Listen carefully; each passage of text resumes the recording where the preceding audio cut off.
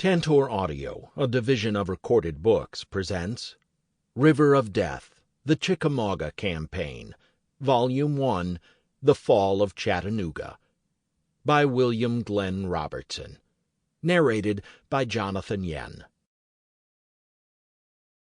Preface. I first encountered the Chickamauga battlefield at age 10 in June 1954 while on a family trip. When we unexpectedly encountered monuments and cannon while northbound on U.S. Highway 27, I asked to tour the battlefield park. We did so, and my grandmother climbed Wilder Tower with me when no one else would. The memories generated by that trip were reinforced by another visit in the summer of 1966. Thereafter, I did not return to Chickamauga for many years, but those two visits remained with me.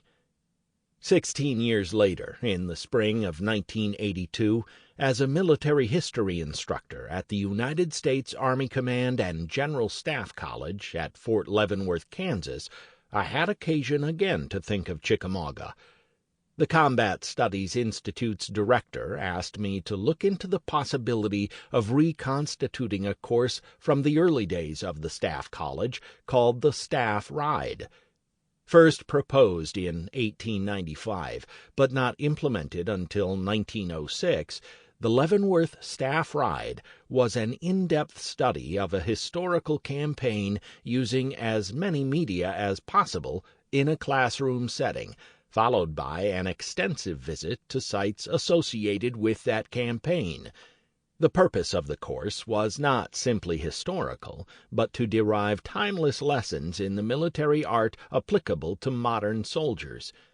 The original course lasted only 5 years, ending in 1911 when the Army mobilized on the Mexican border. I was unable to revive the staff ride at Leavenworth in 1982 and was given additional time to build the course for the following year.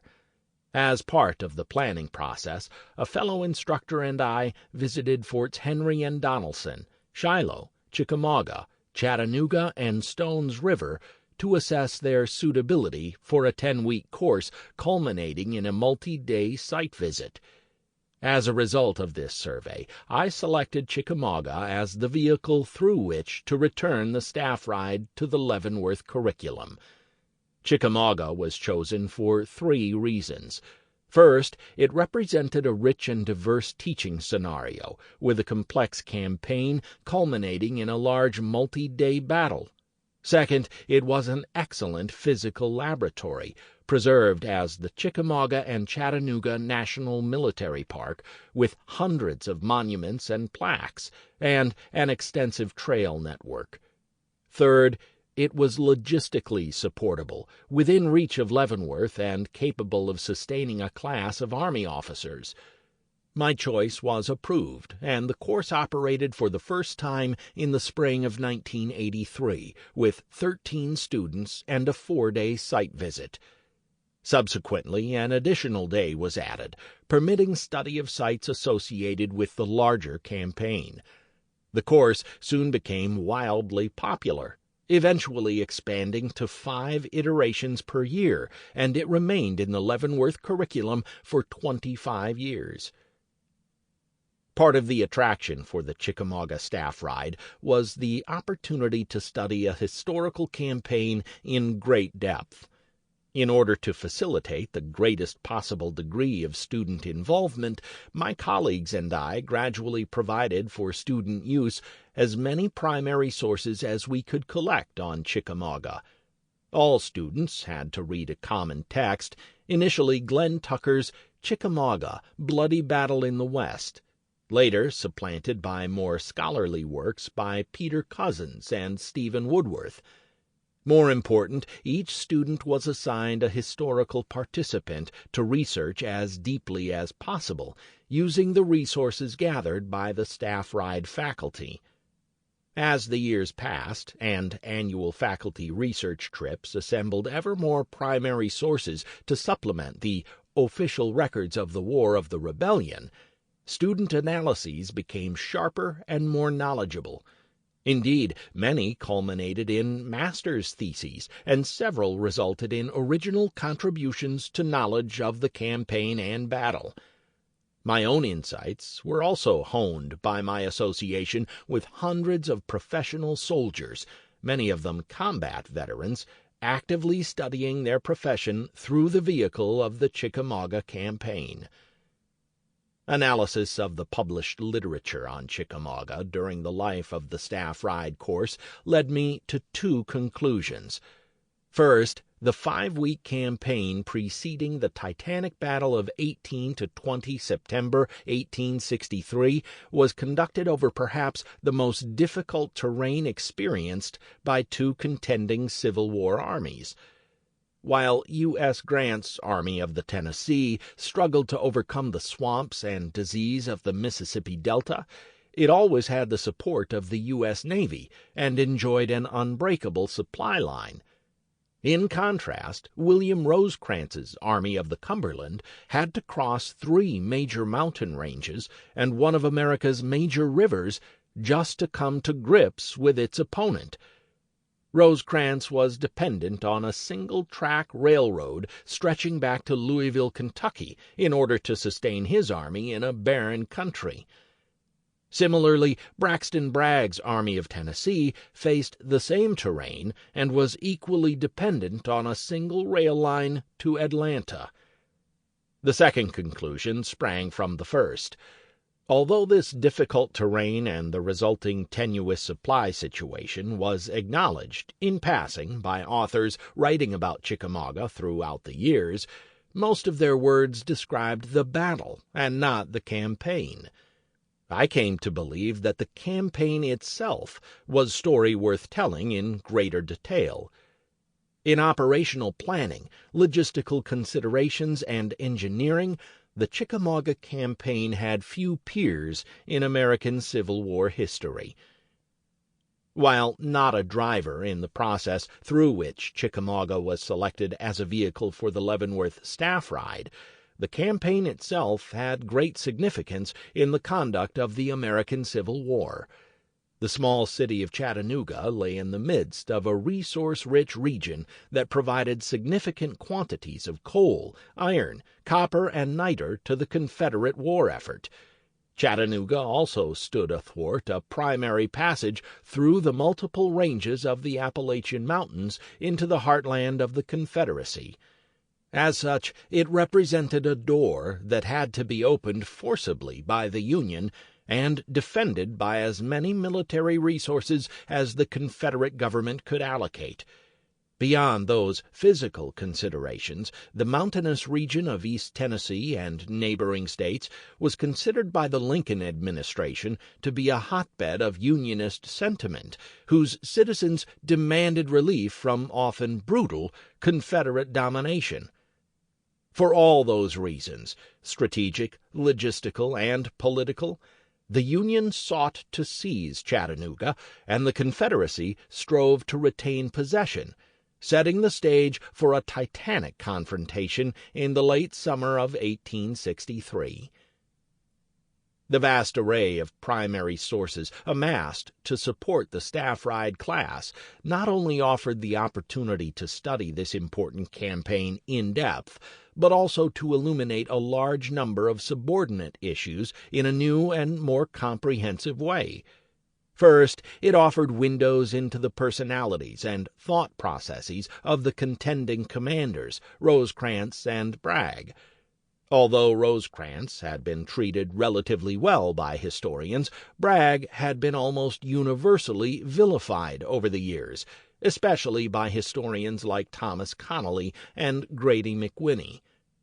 This study attempts to explain the thinking of both senior commanders in terms of what they knew at a given instant and how they responded to that knowledge, a practice not always followed by some earlier writers who often conflated events and telescoped timelines in order to bolster their preconceived arguments. Wherever possible, this effort to understand factors driving significant decisions extended to the principal subordinates of both commanders. How the personalities of the major figures in the campaign interacted and shaped their decisions proved to be an equally fertile field for analysis. An often overlooked facet of the campaign was the work performed by the staffs of the principal commanders. Staffs, especially the more senior members, often played a major role in providing advice, filtering opinions, drafting critical orders, and providing eyewitness intelligence to their respective commanders. Thus, I have sought to describe the structure of the Army staffs and provide capsule biographies of the major figures in terms of age, education, and experience. While space did not permit a similar analysis of lower-level staffs, I have addressed cases where corps, division, and brigade staffs affected events. Often, a poor choice of words or a faulty route taken by a staff officer resulted in significant consequences, and I have examined those consequences fully. As for intelligence operations, a close reading of Rosecrans's intelligence journal, maintained by Captain David Swaim, and the diary of Lieutenant Colonel George Brent, Bragg's assistant adjutant general, offers a fairly comprehensive picture of what each commander knew at any given time. When coupled with other sources of information and the extant message traffic, a more detailed analysis of commanders' decisions at every step of the campaign can be made than heretofore. As a result, old canards, such as Bragg's alleged cluelessness about Federal activity beyond the Tennessee River in the early stages of the campaign, can be laid to rest once and for all. Further, several previously unknown espionage operations are revealed.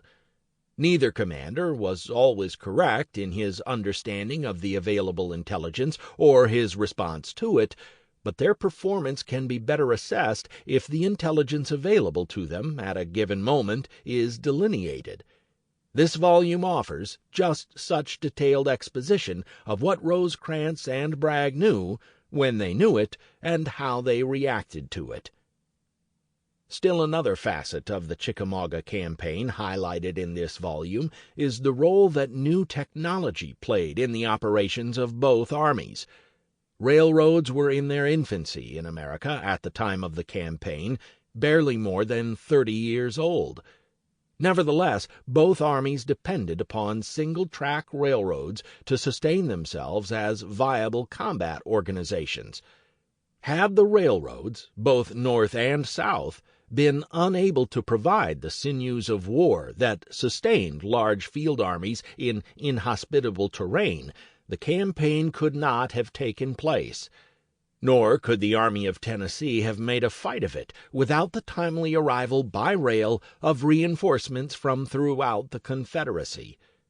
The railroads, of course, were dispatched by telegraph, another relatively recent invention, and the Army of the Cumberland was able to bring the singing wire all the way to the battlefield itself. As for bridge building, Rosecrans's engineers spanned the wide Tennessee River multiple times with both pontoon and trestle bridges, none of which were less than 1,250 feet in length. The momentary failure of one of those bridges significantly affected the development of the campaign, a fact often unrecognized.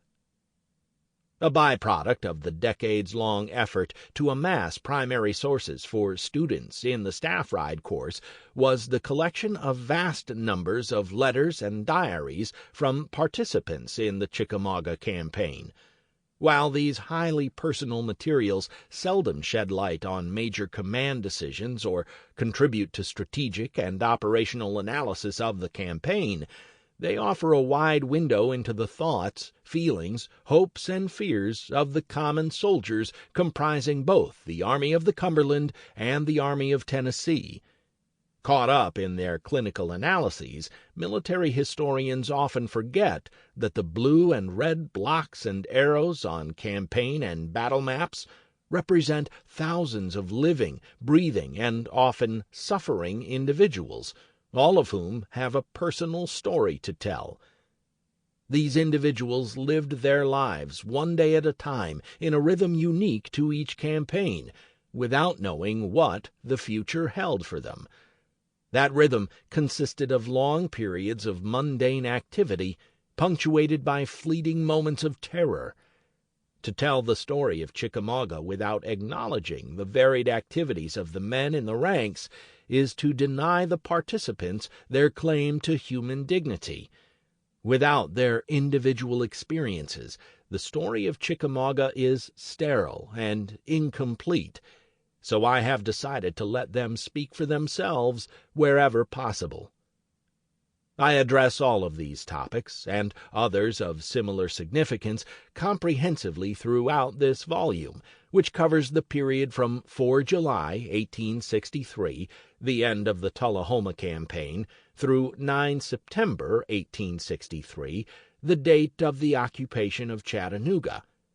A second volume will cover the period from 10 September 1863 to mid-October 1863, which includes two major Confederate countermoves, the arrival of large Confederate reinforcements, the Battle of Chickamauga, the withdrawal of the Federal Army into Chattanooga, and the relief of William Rosecrans from command of the Army of the Cumberland. Threads initiated in and woven throughout Volume 1 will culminate in Volume 2.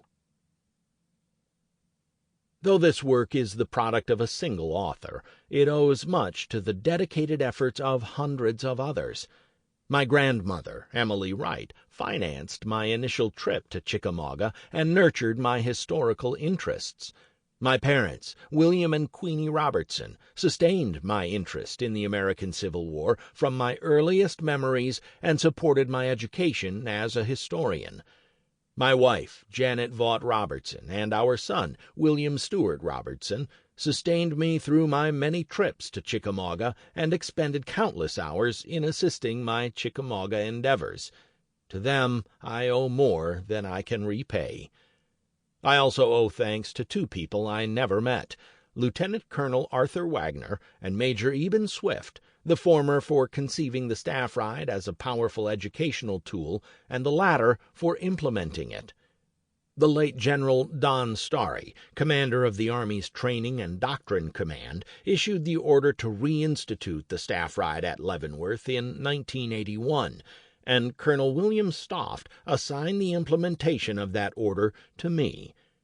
Some of the officer historians who have assisted me at Chickamauga over the years include Philip Baker, Gary Bounds, John Boxberger, Randall Briggs, Paul Cal, William Campsey, Thomas Christensen, Stephen Clay, Charles Collins, Kelvin Crow, Robert D'Alessandro, Michael Derrick, Michael Dunn, Clay Edwards, Carl Ferris, Thomas Gleason, Gary Griffin, Jeffrey Benny Goodmans, Curtis King, Kevin Kennedy, Richard Kuiper, Gary Linhart, Scott McMean, Christopher McPadden, Marvin Meek, Andrew Morris, Robert Ramsey, and Edward Shanahan. My thanks also extend to the several thousand United States Army officers who successfully completed the staff ride course, many of whom have gone on to general officer rank, and one of whom has become Chief of Staff of the Army. I have learned much from you all, and your insights have been instrumental in informing mine. The work of hundreds of librarians and archival assistants has been critical to the richness of detail that supports the judgments in this study. You are far too numerous to mention individually without citing others who have assisted me in my Chickamauga quest. Thus, the list of repositories in the bibliography will have to represent your work over the last 35 years of research. Though most of your names escape me, your valiant work does not, and I treasure your efforts on my behalf. Similarly, I am in debt to those individuals who have provided me with primary materials from their personal collections. Your generous assistance is greatly appreciated. The underpaid and often maligned men and women of the National Park Service, the keepers of the Chickamauga battlefield, also must receive their due. Historian Edward Tinney first taught me about the physical aspects of the park, and Chief Ranger John Cecil taught me how to love it and what it stands for. Most of all, I owe historian James Ogden III far more than I can articulate. His research assistance, administrative aid, general helpfulness, and true friendship over the past 30 years has gone far to shape this project in more ways than I care to admit. Thanks, Jim. My thanks also extend to my cartographer, Hal Jesperson, who has turned my rough sketches into professionally drawn maps that simplify yet illuminate the complex troop movements described in the text. Last but not least, I wish to pay tribute to the nearly 150,000 soldiers, Americans all, who participated in the Chickamauga Campaign so long ago, 34,000 of whom became casualties. I hope I have rendered to you the honor you all deserve. If not, the fault is mine, not yours. 1. 4 July, 1863. Major General Alexander McCook looked at the sky and was greatly disappointed. Instead of glorious summer sunshine, the leaden clouds promised another day of rain. It had rained virtually every day since 24 June, when the Army of the Cumberland had begun its offensive to drive the Army of Tennessee from its foothold around the towns of Shelbyville and Tullahoma. Although the rain had turned the roads into seemingly bottomless seas of mud, the Federals had successfully driven their opponents from the fertile farmland of Middle Tennessee and beyond the frowning heights of the Cumberland Plateau. McCook's own 20th Army Corps, following the line of the Nashville and Chattanooga Railroad, had forded the swollen Elk River with 2 of its 3 divisions and was pressing toward the mountain wall visible for miles. Major General Philip Sheridan's 3rd Division occupied the hamlet of Cohen, which lay just short of the long railroad tunnel that took the tracks through the mountain to the Tennessee River Valley at Stevenson and Bridgeport, Alabama. Behind Sheridan's troops, Brigadier General Jefferson C. Davis's 1st Division occupied the town of Winchester, near the railroad, where McCook established Corps headquarters. West of the raging Elk River, Brigadier General Richard Johnson's 2nd Division settled into the old Confederate fortifications encircling Tullahoma. The momentarily impassable Elk, along with the destruction of the railroad bridge near Estill Springs, ensured that the Army of the Cumberland would soon exhaust its rations, forcing a pause before another advance could begin. To McCook, 4 July seemed a perfect time to have a party. The date was iconic in the history of the nation. The Tullahoma Campaign was a resounding success, and the human cost of that success had been minimal. Therefore, McCook reasoned, it was time for a victory celebration. The threatening weather could dampen spirits only so much, so McCook sent invitations to other commands and issued instructions regarding artillery salutes in honor of the day. McCook's nearest neighbor was Major General David Stanley's Cavalry Corps. Although several units were absent, Stanley and his remaining horsemen were camped around the village of Deckard, on the railroad 2 miles from Winchester. Stanley would have to be invited to McCook's party. Slightly farther away was Major General George Thomas's 14th Army Corps. Most of Thomas's command was spread across the fields stretching from the Elk River to the foot of the Cumberland Plateau at the prominent outcropping called Brakefield Point. Major General James Negley's 2nd Division was nearest to the mountain, with Major General Lovell Rousseau's 1st Division camped nearby in support. Several miles northwest of Rousseau, and much nearer the Elk River, Brigadier General John Brannan's 3rd Division and Major General Joseph Reynolds' 4th Division established themselves in the sodden fields and woods. Thomas placed his own headquarters near Brannan and Reynolds, 6 miles north of Deckard. He was probably too far away to respond favorably to McCook's invitation, if indeed one was sent. Certainly not invited was Major General Thomas Crittenden, commanding the 21st Army Corps. Crittenden's command was scattered widely west of the Elk River. Brigadier General Thomas Wood's 1st Division rested at Pelham, 15 miles northeast of Winchester, while Major General John Palmer's 2nd Division guarded the flooded Elk Valley north of Morris's Ford, also 15 miles distant. Finally, Brigadier General Horatio Van Cleve's 3rd Division garrisoned Murfreesboro, Woodbury, and Manchester. Crittenden himself occupied Hillsboro, 17 miles from Winchester.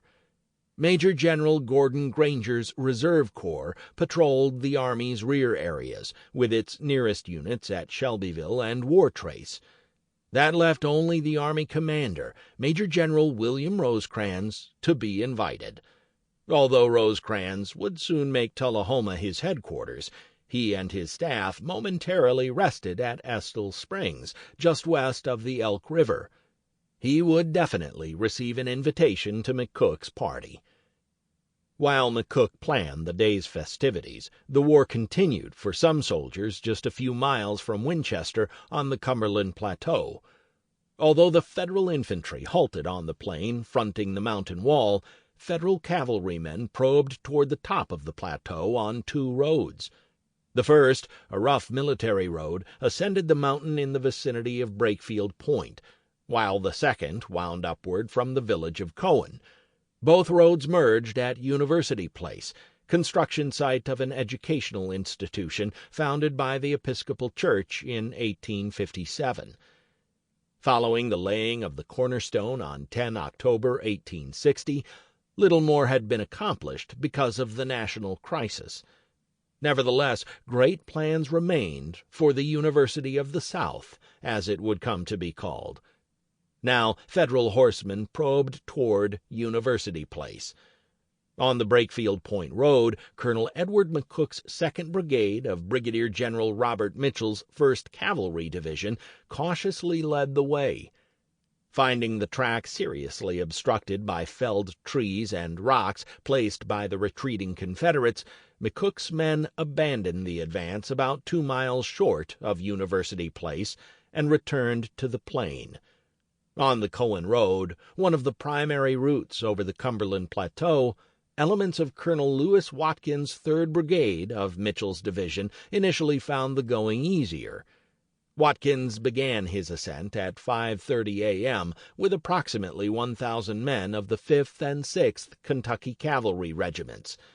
3 miles from University Place, he paused to deploy 3 companies of the 5th Kentucky under Major John Owsley as an advance guard, and then resumed the climb.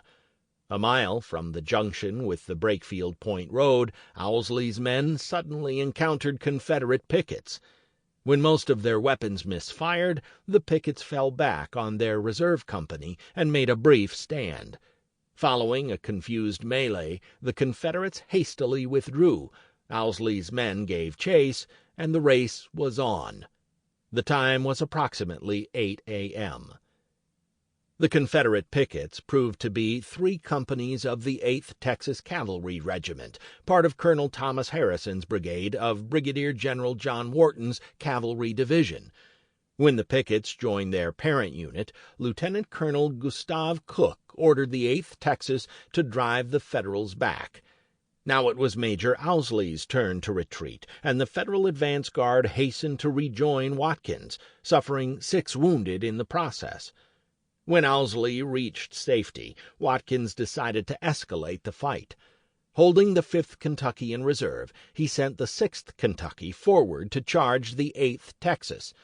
Overmatched, the Texans grudgingly withdrew toward the University Place Road junction. Behind them, Major General Joseph Wheeler assembled more resources to halt the Federal advance. While Harrison reinforced Cook's 8th Texas with Lieutenant Colonel Paul Anderson's 4th, 8th, Tennessee Cavalry Regiment, Wheeler called for Colonel George DeBrell's brigade from Brigadier General Nathan Bedford Forrest's Cavalry Division to return to University Place. Simultaneously, he directed Wharton to form Colonel Charles Cruse's brigade a mile in rear of the units fighting at the road junction. Wheeler's moves came just in time, because Watkins's Federals aggressively pushed Harrison's Confederates beyond the junction. Believing that he had gone far enough, Watkins, in mid-morning, decided to end the action. Sample complete. Ready to continue?